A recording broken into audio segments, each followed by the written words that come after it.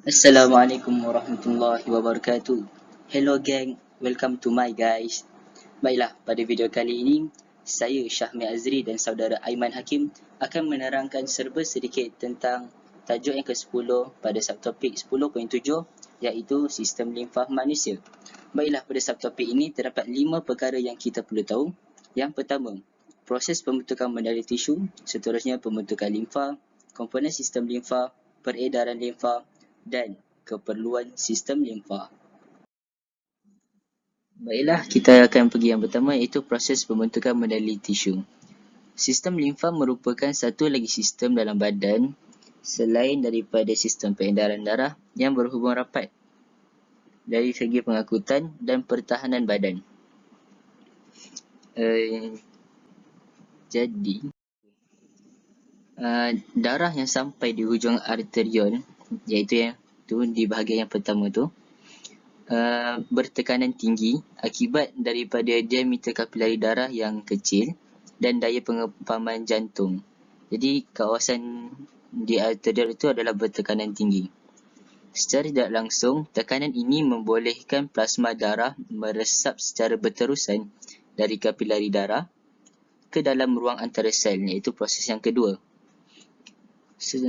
Plasma darah yang memenuhi ruang antara sel dan sentiasa membasahi sel dikenali sebagai tisu. Kalau kita tengok plasma darah yang melepasi kapilari darah akan masuk ke dalam bahagian ruang antara sel badan dan dia dinamakan sebagai bendali tisu. Bendali tisu ni bezanya dengan plasma darah adalah tidak mengandungi eritrosit, platelet dan protein plasma. Kerana tiga benda itu bersaiz terlalu besar untuk meresap keluar daripada kapilari darah. Bendali tisu juga membolehkan pertukaran bahan dalam darah dan sel berlaku.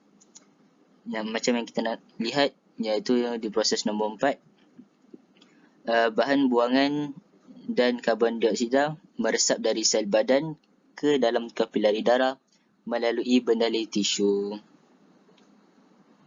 Dan juga nutrien dan oksigen meresap dari bendali tisu ke dalam sel badan.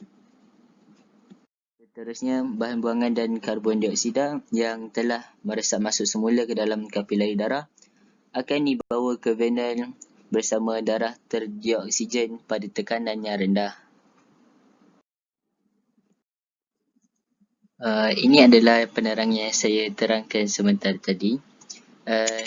Jadi saya akan beri masa untuk kalian screenshot ataupun post video ni untuk baca.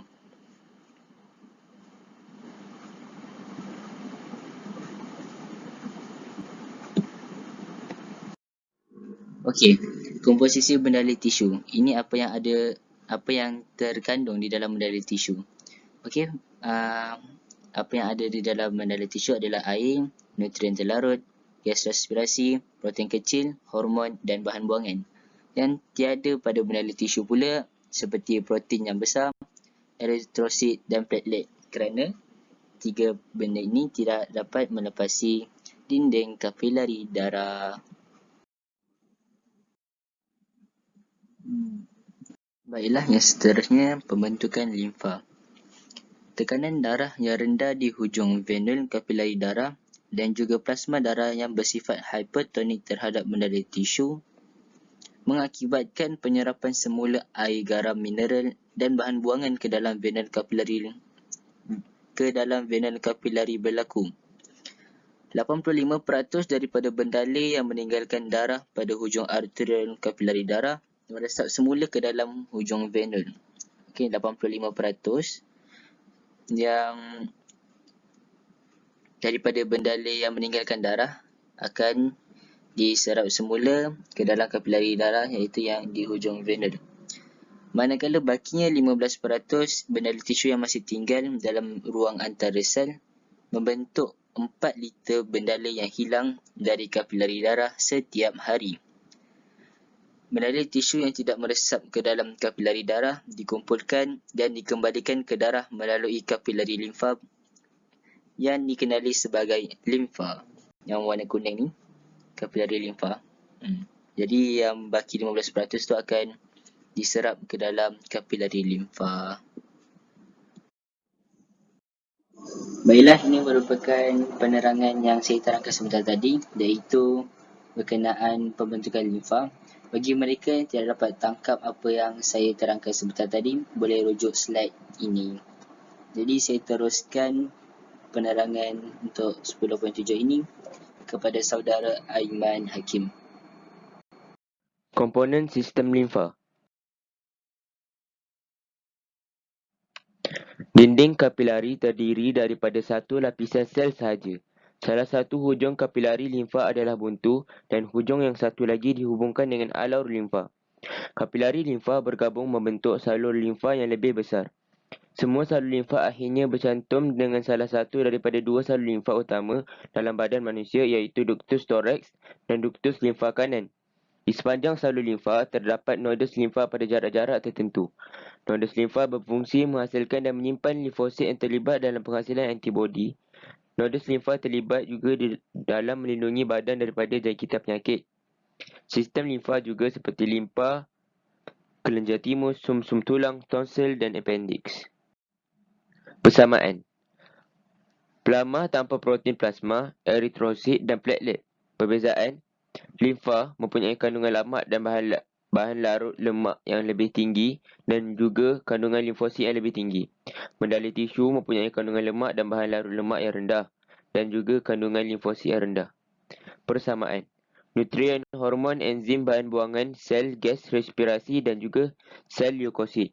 Perbandingan. Limfa tidak mengandungi protein plasma, eritrosit dan platelet, manakala darah mengandungi protein plasma, eritrosit dan platelet. Peredaran limfa. Sistem limfa tidak mempunyai pumpnya sendiri untuk mengalirkan limfa di sepanjang salur limfa. Faktor peredaran berdalih limfa ada 4. Yang pertama, kehadiran injap di sepanjang salur limfa yang memastikan limfa mengalir dalam satu hala. Yang kedua, denyutan nadi jantung. Yang ketiga, pengecutan otot rangka. Dan yang terakhir, iaitu yang keempat, perubahan tekanan yang berlaku semasa tarikan dan hembusan nafas. Hubungan antara sistem peredaran darah dengan sistem limfa. Ductus thorax mengalirkan kandungannya ke dalam vena subclavicle kiri. Ductus limfa kanan pula mengalirkan limfa ke dalam vena subclavicle kanan. Limfa yang terkumpul dari seluruh badan dikembalikan semula ke dalam sistem peredaran darah. Dengan itu, sistem limfa berfungsi sebagai pelengkap kepada sistem peredaran darah. Ductus limfa kanan menerima limfa daripada bahagian tangan kanan, bahagian dada dan bahagian kanan kepada kepala leher. Ductus thorax menerima limfa daripada bahagian kiri kepala, leher dan dada, anggota badan atas di sebelah kiri dan semua bahagian badan di bawah tulang rusuk. Keperluan sistem limfa ada 3. Yang pertama, pelengkap kepada sistem peredaran darah. Yang kedua, pertahanan badan. Dan yang ketiga, pengangkutan bahan larut lemak.